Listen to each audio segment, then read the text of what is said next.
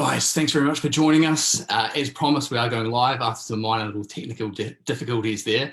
And really, this is the joy of operating in the space, because when you are literally using the tools that you've been given, you've got a chance to continue to survive and thrive.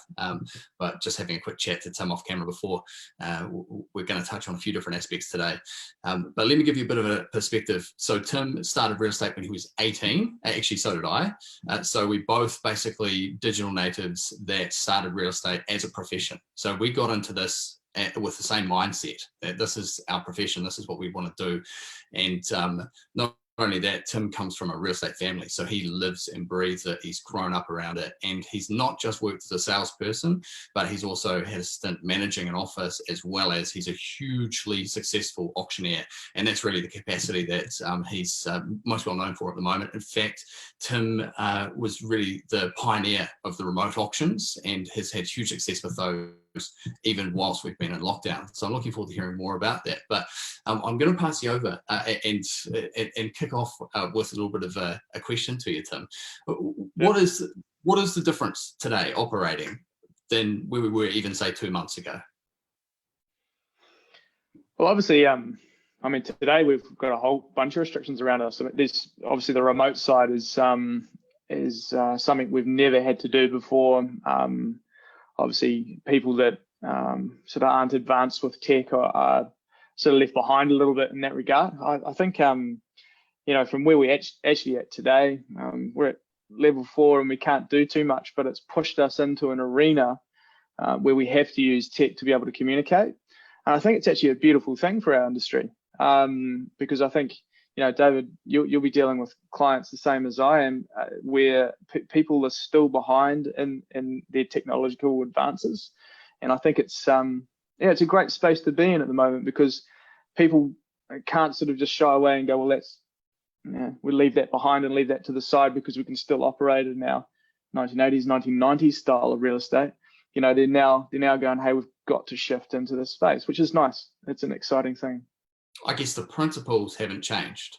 It's still a human business, but the tools are perhaps, you know, you couldn't have imagined them 20 years ago. Well, I think it's the same as, I mean, look at the platform we're on right now.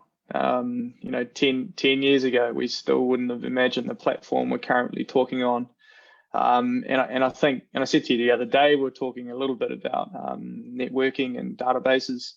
You know, in reality, you know, real estate at the moment, you can imagine, you know, databases, as we talk about databases. Generally, we say the word database and everyone switches off, as you know, Dave. But the you know, databases at the moment are amazing in the respect that we can virtually run our businesses like Facebook. And you know, Facebook without contacts is nothing, but we'll touch on that a little bit later maybe.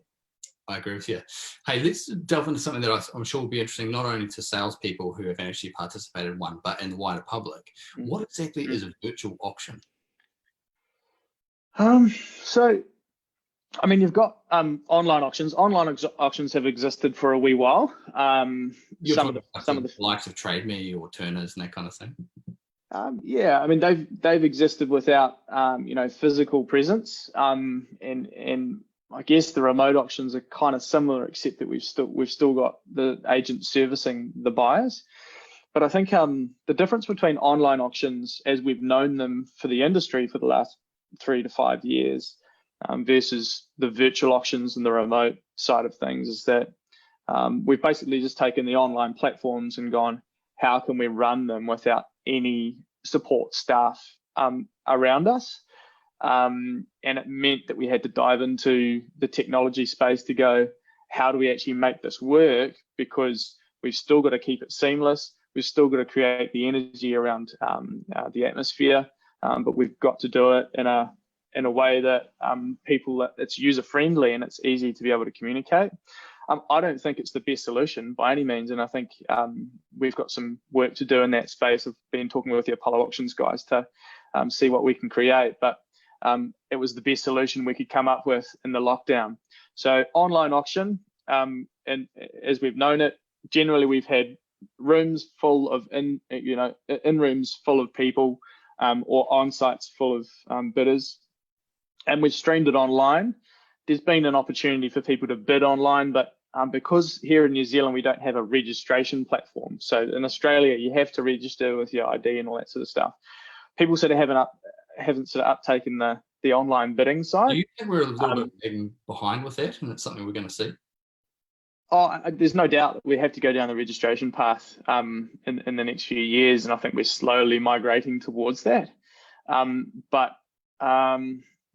Yeah, for us now, we've sort of moved from these in-rooms and streaming them to allowing people to actually bid via watching a stream online, which we haven't actually done before. We've allowed people to watch a screen, but we've never really gone down the path of actual online auctions, which is quite exciting into the future. So if I can kind of paraphrase you here, you've been broadcasting auctions in the past.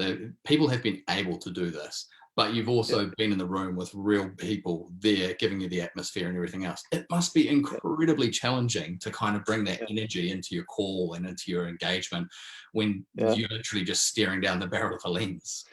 Yeah. Hey, look, one of the biggest things I missed out there was these are being streamed from my living room.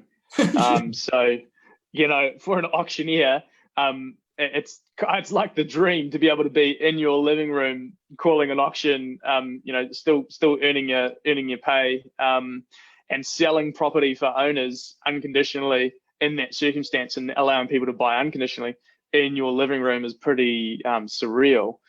And the atmosphere is different because people don't have that face-to-face value so much. But one thing that's guaranteed is that the competitive nature is still there. So when someone else is leading the bid, someone wants to outbid it. It's the same as on Trade Me. The good part about the physical presence for the auctioneer is that the verbal kind of prompts are still working. So I might say, extremely good value in Beach Haven, let's say extremely good value Beach Haven Coastal, and then suddenly a bid comes through, and you can see that the effect from what you've said is actually taken place still. So taking out the auctioneer in the equation, I think, would revert it to Trade Me, and I don't think you get the emotive figures in Trade Me. You'll get the statistics figures. Yeah. And can we just touch on that briefly? Because some people watching this might be thinking, oh, okay, so it's a bit of a fad. You've had one or two of these things, but that's actually not quite the case. You've had massive success. Can you give us some figures, of where we're at with these since we entered lockdown? A lot of these properties, keep in mind, they have been viewed prior to lockdown. So people actually have physically viewed them. But we've actually had, of the last couple of auctions, people have not viewed these properties. They've purchasing them sight unseen. In fact, one of the bidders on the property, where bid unconditionally the other day at a property in Birkdale, bought the property as the highest bidder of 4 bidders, and happy with his purchase. It baffles me a little bit, but it has happened. Baffles you a little bit. Yeah, it continues. It has happened previously. It's just people now sort of don't have a choice. If they really have the cash in the pocket and want to buy a property, maybe that's the way they have to go. Their success, we've had 11 properties up, 6 have sold under the hammer. That same business that I'd called for previously was running at about 80 to 90% under the hammer. So not bad to have a 20% drop off from going online in a completely foreign space for buyers and sellers. Pretty amazing. Yeah, definitely. And fascinating that you've actually got activity there from people who hadn't actually viewed the property physically themselves prior to lockdown. Certainly the news that I've been hearing around the marketplace is that almost all transactions have been mop-ups from previous inspections prior to, but you're actually starting to see a new wave of buyer activity that there is some transactions happening there. This part will buzz you out, but we've actually just launched a property today that is going to auction in 10 days time. So nobody will be able to view that property other than online research. and potential for a tenant to be able to take them through the property. So we'll keep an eye on that space. It's not something that the owner wants to go too public with, so I won't talk about what it is, but it's it's pretty exciting. Watch the space. Yeah. So perhaps it might be worthwhile to just make a brief segue here from where we've been talking about auctions. Auctions are really a method of sale that protects the vendor from underselling, offers a great opportunity for to achieve the best price that's actually available in the marketplace. What for salespeople who are watching this and thinking, right, well, all very well and good, but I don't actually have listings on the go right now. Where do you see the biggest opportunities in the current environment? I think most of the coaches out there are saying the same thing, which is be in contact with what we call pipeline, and if you don't call it pipeline, it's listings ahead of you in the next 6 to 12 months.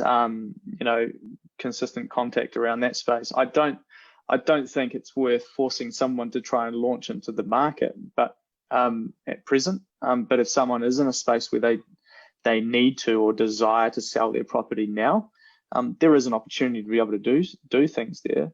I think probably the largest opportunity would be for someone to promote that they are still active in the space and still dealing with purchases, and advertising how many purchases they're actually dealing with and how many the agency perhaps has dealt with in the last week, because we all know that there's plenty of inquiry on properties at the moment. And then to be able to utilize that to bring people to market once we're coming to the end of lockdown. Now, lockdown, as we all know, there's been a lot of discussion about when that ends, but announcements from the government will prompt stuff. So if you can prepare your people that are pipeline people, now to say, hey, look, get ready. Let's get everything else ready to the point that we can go, cool, let's just get photos done and then we're sorted. Up to, like if you know that lockdown is a week out, well, maybe that's the time to launch, because I think the first in, first serve in that regard. When it comes to launch properties on the market, there's no doubt we've got a collection of owners that didn't sell from March, wanted to list in April, and then the people that would be coming to market in May. So there's no doubt there's going to be a glut of property. It's just who gets in first. And I think the most prepared agents are the ones that are going to be able to get in there in the right space. Yeah, definitely. There's a few things that are kind of backed up, actually, aren't there? Because not only are we talking about new listings, but for people who have deals that were supposed to settle during this period, they've all been pushed out. Not all, but a lot of them have been extended. So there's going to be a flurry of activity. We've got moving companies happening left, right, and centre. The photographers and videographers are going to be stacked up. I suspect there's going to be some logistical challenges for getting to the market. So if you have owners who are planning to come to market and you're adopting a wait and see, let's catch up, once lockdown's over, you might be caught a little bit flat-footed here. Yeah, I agree. It's just, I think it comes back to the tech space, because a lot of this stuff and preparation has to be technology. It has to be run online. It has to be communicated. Whereas agencies that are still paper-based are going to struggle to be able to front foot getting online first. And that's probably one of the biggest pieces to success, I think, in the next month or two at least. The funny thing is, though, looking at agencies, which, as you say, are still paper-based, these guys are on email. They are using the internet. It's not that they don't have access to the technology. But I mean, some offices I've seen, it's like, well, you've just completed the listing form digitally, and now you've got to print it out and put it on the administrator's desk. That's changed. So the opportunity is definitely there. Have you got some thoughts as to what's going to happen through this? Has the way we do business with tools changed forever, or is this just going to be a bit of a blip and then it's going to be back to the old ways? I think it's a percentage of migration. Like, it's like we've got New Zealand, let's say we've got 16,000 real estate agents. Hard to know, but with the percentage of people that now have to migrate towards technology, it means that there'll be a sway at some stage towards more technology being used. I think there's a bunch of agents that I put in the soon to be forgotten category, and that's a horrible thing to say, but it's the reality of our current situation, where people are now migrating into the technology space, being forced to understand how to use tech, but also how to run a database effectively. And that's probably one of the biggest pieces we've talked about in the last 5 to 10 years. But for the businesses, and some of these businesses are the biggest businesses, in New Zealand, are saying, oh yeah, we've got it all running and we have great database systems. You actually go into their systems in the background, and the reality is that they don't have cleanliness in data. They don't have the functionalities correct, and their focuses are in the wrong space. And it all comes back to mindset, which is a really interesting discussion. Don't know if you want to have it now. Yeah, no, talk about it. So funnily enough, I think you're right. There's huge opportunities with tech. But the other piece to this, and you mentioned mindset, I'm curious to know exactly where you want to go, but something that occurs to me is that the marketplace that we are in right now and that we're going to be in when we reach alert level 3 is a completely different landscape than where we were a month ago. And you have your head in the sand if you think that it's the same market. There's going to need to be brave conversations, and there's going to need to be a high level of resilience and an ability to actually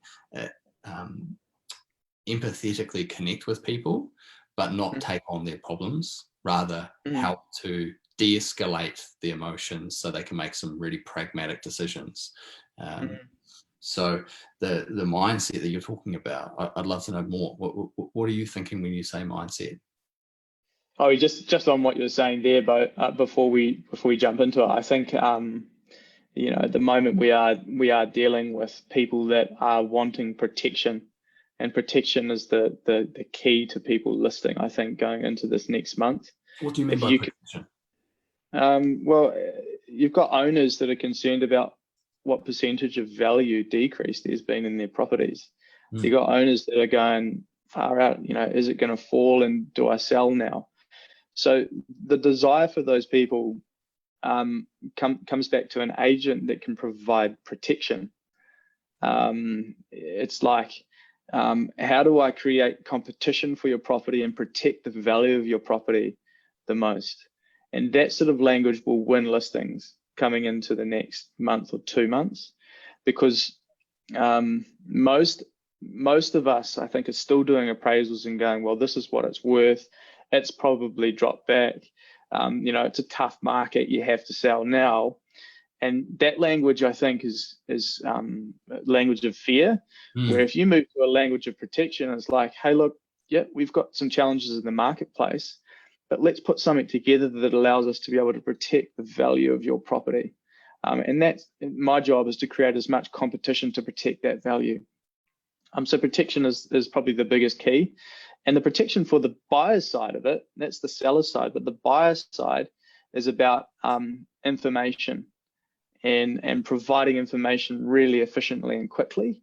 And that moves back into that tech space again, where agents that can broadcast out to all of their buyers just like that, versus agents that text them one by one. The efficiency and speed of that communication has become really important, and the speed of the information to the buyer, and that's the protection for the buyer. Yeah. I think there's a huge amount of scaremongering that's out there as well, but the reality is, I mean, you're conducting auctions in lockdown and you've got 4 bidders. So I think we have to be careful about just leaping to the conclusion that this is turned messy, but it's a case of it's a big unknown. And when there's that uncertainty, having the confidence in your process enables you to confidently talk to an owner and be prepared, use the word protection. But it's about actually having the confidence that no matter what the market conditions are, you can actually help people achieve an outcome that's a notch above the average. So in your perspective for that listing presentation, what kind of dialogue do we need for a conversation with an owner who's perhaps considering their options and thinking, gosh, I'm worried that the market's dropped. I don't know, maybe I should rent the thing out.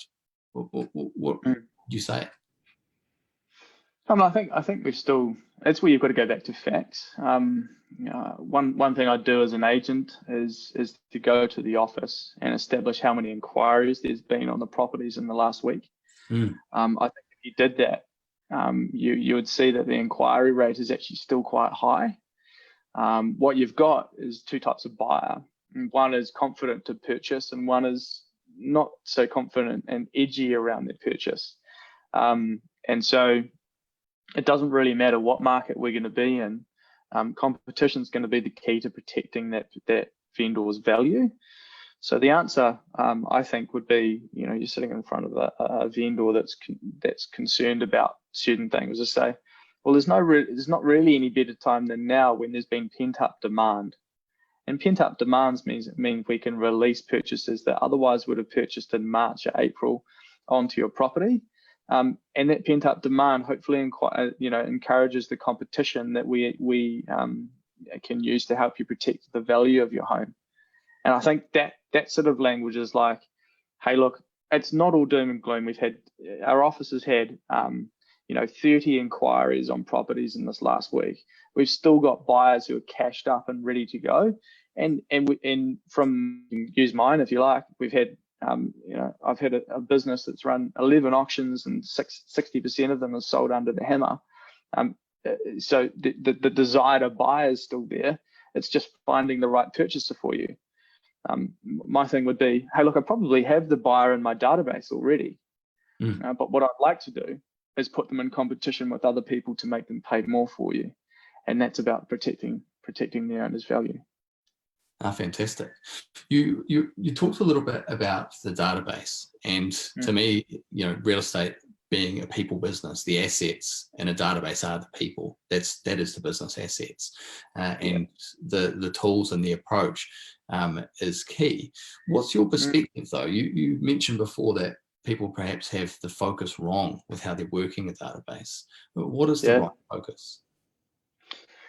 So it comes back to mindset. I think it's such a massive conversation, but I think if you look at where the channels have come from for inquiry and for vendors and leads, the lead channel is probably the right words. You look at like 1980s real estate, the lead channel was the office. If someone wanted to go and list their property, it was the office. So they walk to the office and the agent's in there and they go, what can I sell my property for? And they go, 149,000 is what you can sell your property for. And they go, okay, all right, then we'll go with that, and we chuck it up, and then it sells for $148,000. That was like from what I know, I wasn't around, I wasn't even born, but that's how it worked back then. Was the lead channel, understanding that buyers and sellers came to the office. 90s came along and it started to move and migrate slightly towards the internet. And so the lead channel moved into, we missed out the paper. The paper was in the middle there. And the lead channel started going, well, hey, we're going to now put photos into a paper. And the lead channel moved from just the office to the paper. The vendors would inquire via the paper and they'd give the agent a call. 90s moved on and the internet got developed, and then the 2000s, and then the lead channel moved from office to paper to internet, and people started inquiring the lead channel on the internet. So through all the steps, like, we've actually now come to a point where we can take back the control of the lead. And it's an interesting conversation because all of the previous channels, it would go in to the office, list the property, sell it, or in through the paper, list the property, sell it, or in through the internet, list the property, sell it. Now we can actually pull the lead from that channel and add it into a database. And when we've got the database, we actually control the lead, and the lead channels feed the database, but we actually have the ability to be able to control that lead continuously, which is the conversation around data and technology. That is a buzzy conversation, and it takes a little bit of thought process behind, but I hope you're with me on it. Of course. Essentially, though, there's two shifts here. One is the idea that people choose a real estate company versus people choose a real estate salesperson.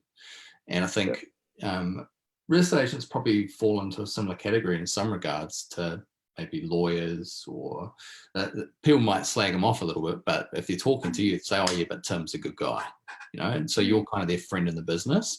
And not only that, there's actually, if you're to look at the number of listings that are listed within a company that have come to the company versus the salespeople, now it's salespeople far outweighing the numbers that came through the company. And I guess that's what you're saying with the progression from being very much office to newspaper to internet to now the ability to really have not just a company database, but an individual salesperson database. The retention and the flywheel of momentum that occurs with building a client base, as opposed to just searching for now business, is the shift. If I hope I'm paraphrasing you correctly here, but is that what you're trying to get across? Yeah. So I talked about mindset before. The mindset is around understanding that all the lead channels now that are available to us, we have to capture the lead at the end. And what that means is we have to convert the lead into someone that owns a property. We know who they are. We have their email address and their phone number for contact and continuous update. So that looks like I've inquired via the internet on a property. You've looked up Tim Obern and you see that he owns a property here.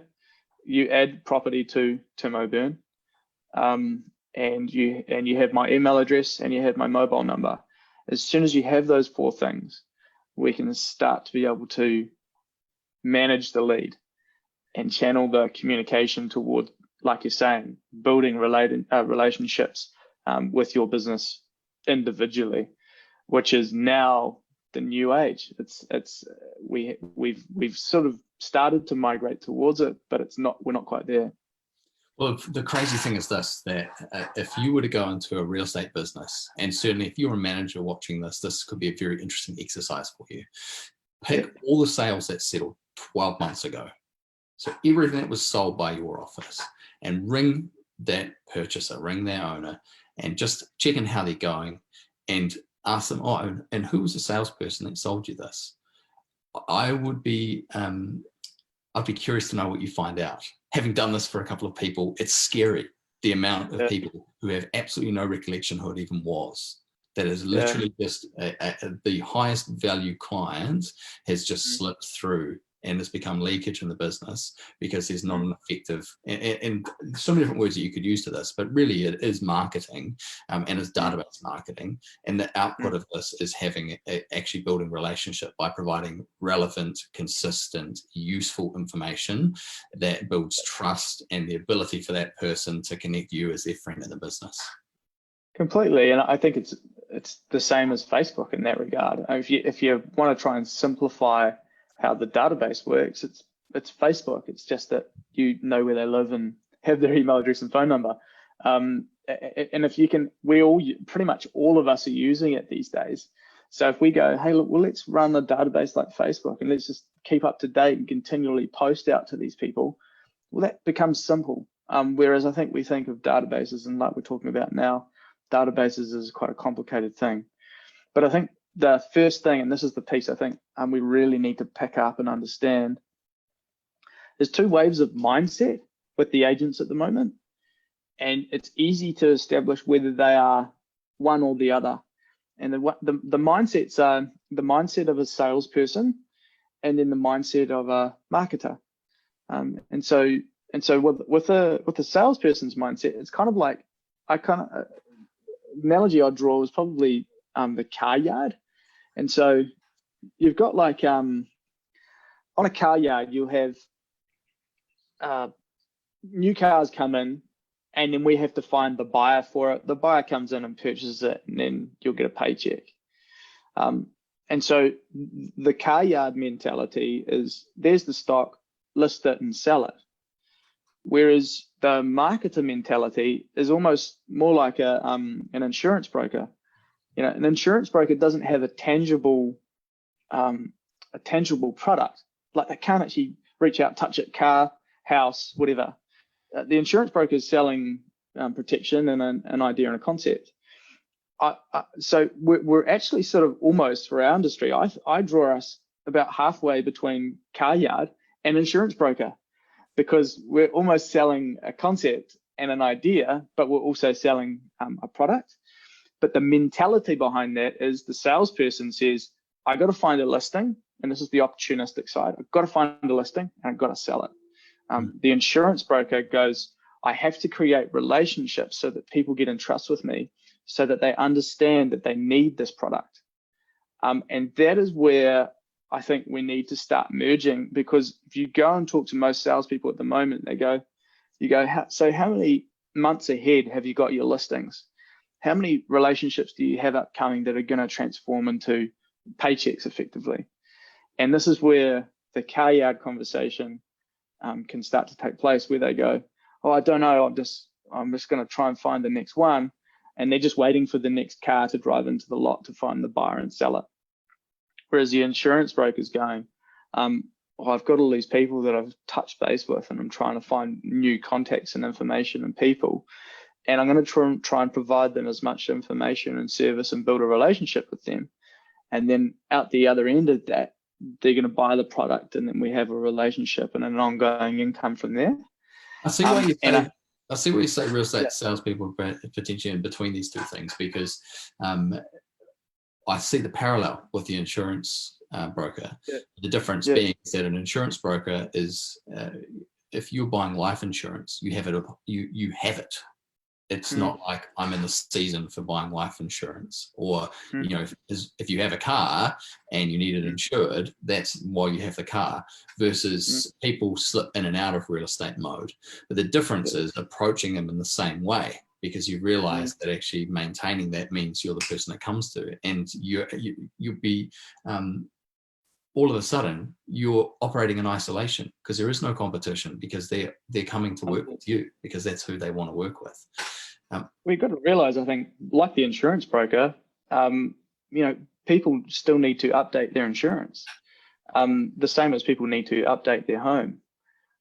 But we do still have a large number of our salespeople still stuck in the car yard mentality, which is wait for someone to come in and then sell it. Yeah, although it's easy to understand why. We're speaking very high level about some almost like real estate philosophy stuff. Totally. If you're drilling right down, and the salesperson has got, maybe they got a couple of listings on the go, and they are going, I need to have the next one coming on stream. So it's very much focused on now business as opposed to building the pipeline. But a tip to you here, let's go for something that's just very practical. If you see that you are in the scenario of chasing, I need the next listing, and that's okay if that's where you're at. But if you want to start to make the shift here, look at your pipeline. And what Tim and I are talking about as far as a pipeline is people that you have identified are in researching mode. They may not be on the market today. They may not be on the market tomorrow. They might not even be on the market in 6 weeks' time, but somewhere in that next 3 to 12 months, there's a desire to be doing something. And if you've actually got a long list, a large list of people there, then it doesn't matter if they're coming to the market in 6 months' time, because what we find is that the person who's 6 months away comes on the market in 6 weeks, and the person who's 6 weeks away for whatever reason is now 9 months out. And it's about understanding situations rather than the time frame that's been allocated to these people. So your challenge is to not discard the people who are not ready to list right now, and hold them close, because these are the people that will be listing in the next 3 to 12 months. And if you can make a slight shift there, so a little bit of homework for you, if you're trying to figure out where you're at, how many people are you in touch with that you believe will move in the next 12 months?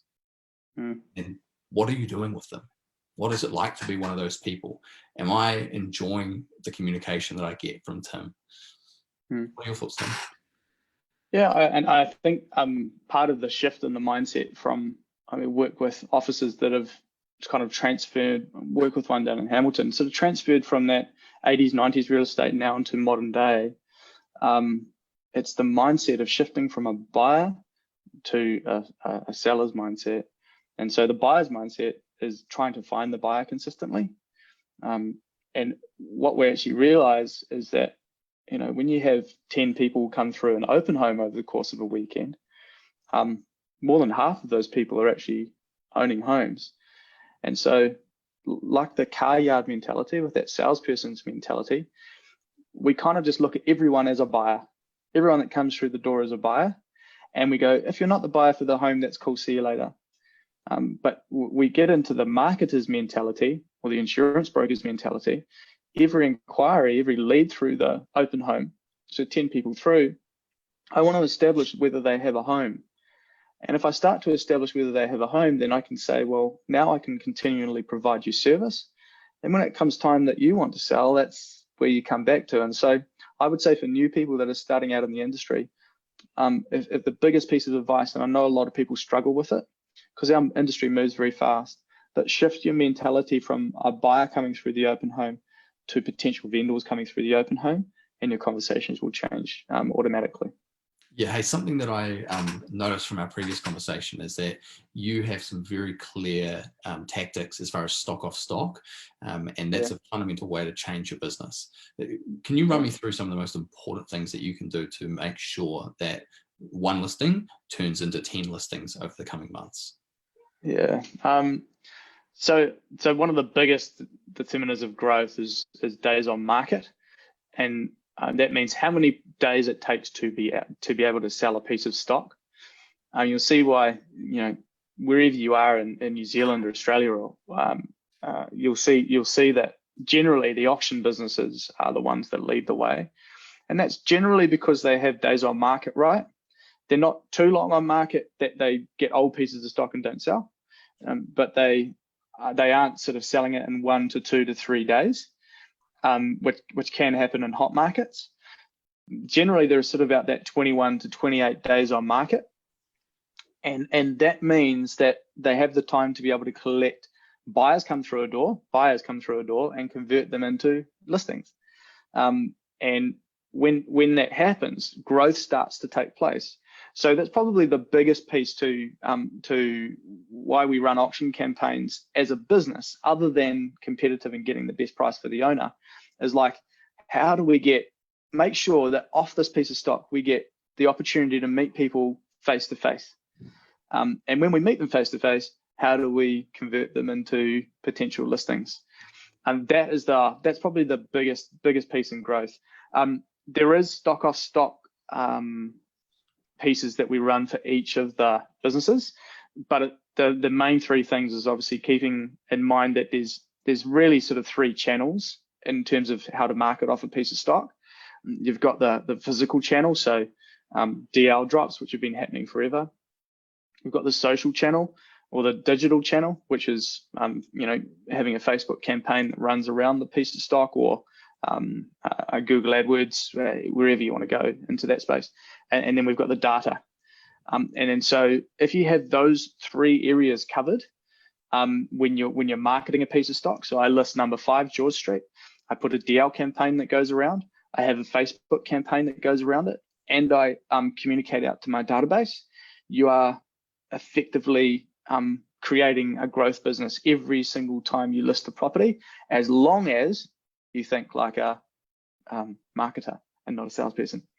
Yeah. Because if you think like a salesperson, all you're going to do is go drop the DLs, do the digital thing, do that, and do the database. Fingers crossed as a buyer, sold the property. Okay, what next? Whereas if you've taken all of that information and gathered and continually focused on the lead and the listing, you'll win in growth every single time. So one question here: is there still a place for the phone then? Yeah, totally. Yeah. That's it's glaringly missing from that piece, and I'm going, I don't mean to be facetious, but is this changing the face, and do we need to be still on the blower, or what? Phone fits into database. Phone fits into database in that piece. So when someone comes through the property, they're entered into the database as a current buyer. You call them, establish whether they own a home, and if they want to buy the home that they've viewed. And then so databases controls that whole piece. The phone is the real human conversation has not disappeared from real estate. The 101 still exists, but realize that the DL and the online, the digital side is automated, or effectively could be automated, unless you go and deliver your own DLs. But to go and get a DL printed and a DL delivered, you don't have to touch that. Yeah. To run a Facebook campaign and an Instagram campaign, you don't really have to touch that compared PA job. The database side of things, that's where you should be phone consistently. Yeah. And the huge point here is, how much easier is the phone call when they've seen you in the letterbox, they've seen you at the house, they've seen the signboards, they've seen you on Facebook, they've seen a display. All the marketing has worked, and now you have a conversation. You've already established yourself. You're already an expert. And there's, I think one of the greatest developments that we've seen, and this is probably in the last 5 years, if we're looking at that kind of curve in terms of new technology, is video. The very fact that you and I are able to do this, which would have been off limits, this is the sort of stuff that was reserved for TV shows, go back 10 years. And the opportunity for salespeople to actually be able to have visual and audio, and for people to feel like they already know them alongside all the other pieces of marketing that are happening there, means that when you do speak with them, they feel like they already know you. You can build trust at scale here. And I think that's the wonderful opportunity, but it doesn't replace the one-to-one conversation, because that's the part where you can actually progress someone. And my personal philosophy in terms of how I see a real estate salesperson is a catalyst for decision-making.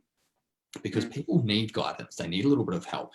And an analogy which I think is just so very real for me is that I've got 2 kids, and one of the things as a new parent that is incredibly difficult is sleep deprivation. And I followed my own advice and got a sleep coach. I just wish I'd done it earlier.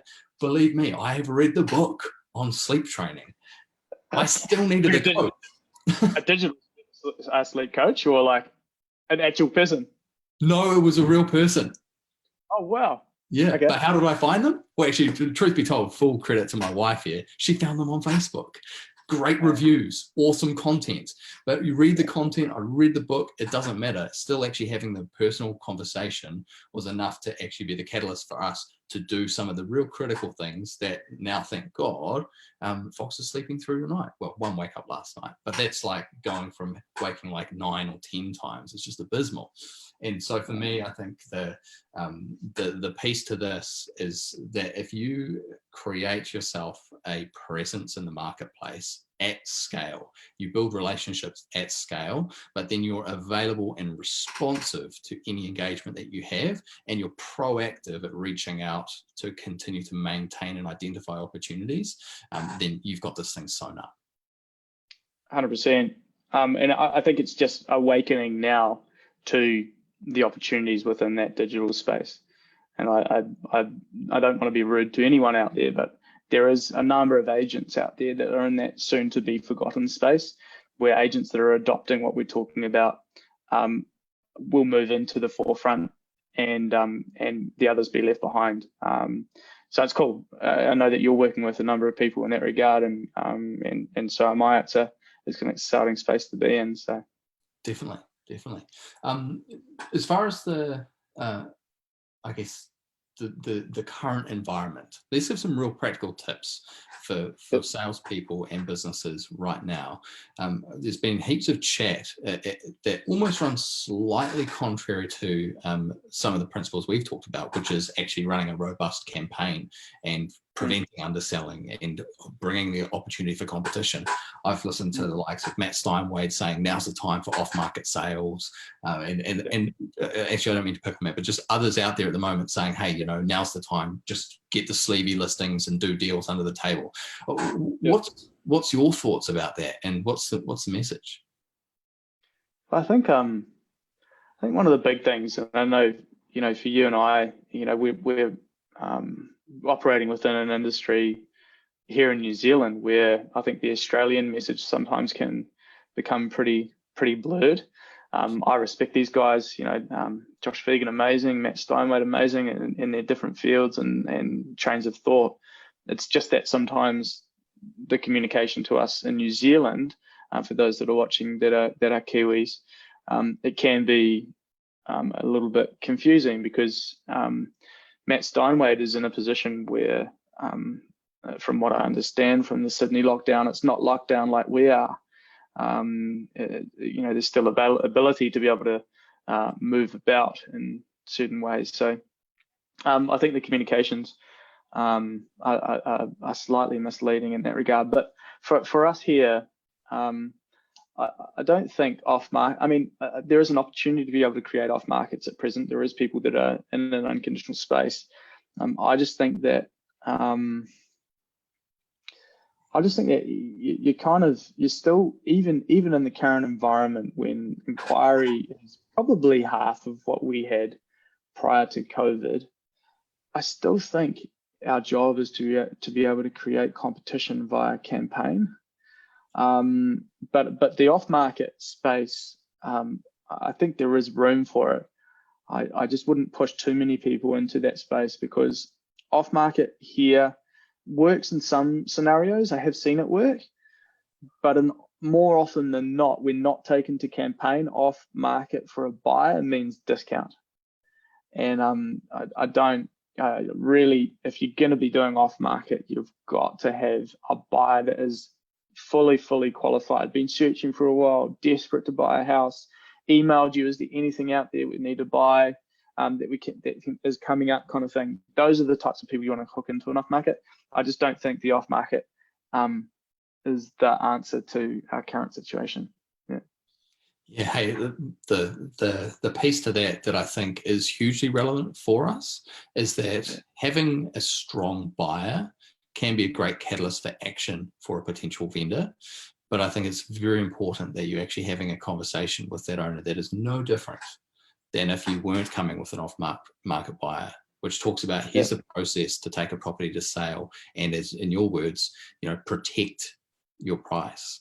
And perhaps in the way that I think about this, and actually it creates an insurance policy that means you won't undersell, because we expose it to the marketplace. And it may very well be that this buyer that we can bring through for you is the best buyer, but we won't know that unless we put them into competition, or at least create an environment which allows us to have that leverage. Yeah, and I think it's the same convo with that, with the one that's upcoming, the one that's been launched today, the off-market, sorry, not off-market sale, the sort of sight unseen property that'll be selling in 10 days. Like that, the communication there was, hey, look, we may already have the buyer on the database. What we don't want is that buyer to be negotiating with you in isolation, effectively. Like we want, even though we're in isolation, we don't want the buyer in isolation. Yeah. We want them competing. So the reality is we already had the buyer. We could have done off market. We could have stitched the deal together unconditionally, but we're still moving down that protection space to make sure we get the best we can. That's beautiful. Another little piece to touch on, we were talking about some of the Australian information and I guess coaching and training and stuff that I've seen out there. Actually, I think there's some value in looking forward to this next phase that we're going into, which I feel like as we step back from alert level 4 and enter into either alert level 3 or 2, that business has changed in the way that we do it. We're going to need to still lean on these tools, and running huge open homes is possibly not going to be immediately possible. So I think there's a lot that we can take from it, but the approach has got to come from a place of understanding where buyers and sellers are at the moment, and I don't think your role is to try and shove your opinions down someone's throat, but rather understand what they're trying to achieve, understand what they're worried about, and work out what's a plan that enables that to happen.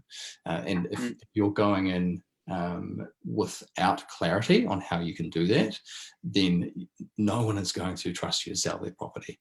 So it's important that you work out what's your method here. what's your modus operandi? And I don't think there is the right way. There may be best or better ways, but a key part to this is figuring out, right, well, how are you going to adopt this? What's your plan for operating in alert level 3? How are you going to be able to continue to convert and kick goals for your owners, but at the same token, achieve the aims of flattening this curve? What kind of ideas have you seen coming out of the industry, or guidance that you're giving to your guys at the moment, Tim? Yeah, it's again, I think it's all just relationship building stuff, man. I can't see any other way. I mean, I think one of the big keys is that the communication at the moment isn't forceful, and that protection is obviously one of the largest pieces in that communication. But I think dialogue is probably one of the biggest keys to success at the moment, and how it's being phrased. Dialogue and information, the same as any other time in real estate, it's just a different set at the moment. And I think for people that are sort of seeking advice in terms of where we're currently at, I would say dialogue and info has got to be at the forefront. And it's like learning off people like yourself, Dave, where you can sort of steer people in a direction to be able to get it right. Because those conversations at the moment, if they're led in the wrong way, will work against us hugely in the next 2 to 3 months. Yeah. Guys, I'm just mindful of your time, Tim. Thank you so much for sharing your thoughts. I'm very curious, and we'll be waiting to see what happens with this new listing that you've talked about. It'll be fascinating to see. If you're wanting more information on virtual auctions, the real deal coming out of lockdown, and of course training and mentoring, Tim Obern, myself, we're here to help. Love to wrap up with your 3 top tips for the next week. What's the most important thing to spend your time on right now? The 3 most important things, they're all the same word, mate. Relationship. That's it. It's just, I mean, it's the same as any other time in the industry. It's no different, but we have a massive chance to, one, create new relationships. Go through a buyer database right now, today, and go, who of these people own properties? And cross-check them against Property Guru. Type in, Tim Obern. Probably don't type in my name, but type in a name into Property Guru or whatever system you use. Find out where they own a property, and then the people that own properties, call up and just check in. How are you guys going? Meet you in an open home 3 or 4 months ago. Just wanted to see how you're going in lockdown. Obviously, as you said, Dave, it leads into the property conversation, but that is the biggest tip. So, relationship. Just think, which of these buyers that have come through my open homes in this last 2 to 3 months own homes, and will be thinking about selling once we're out of COVID.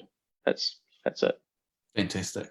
One last thought for you here, and you mentioned before about mindset. I think this is really, really important that we keep our emotions in check. And if you want some guidance in terms of how I feel you should approach working with your buyers and sellers at this time, is you need to have a cool head, warm heart, and a safe pair of hands.